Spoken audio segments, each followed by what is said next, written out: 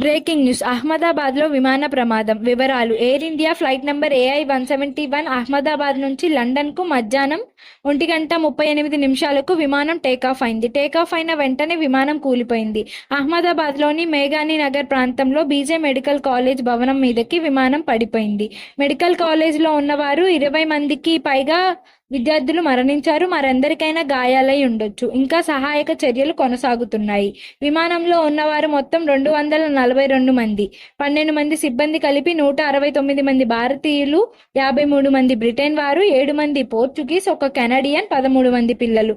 ఇందులో 2 శిశువులు కూడా ఉన్నారు. మరొక బ్రేకింగ్ న్యూస్ ఏంటనగా మాజీ సీఎం విజయ్ రూపానీ గారు కూడా ఉన్నారు. ఇంకా వారి స్థితి తెలియాల్సి ఉంది.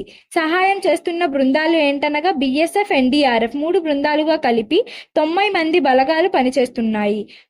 దీని ప్రభావం ఏంటనగా అహ్మదాబాద్ ఎయిర్పోర్ట్ తాత్కాలికంగా మూసివేశారు.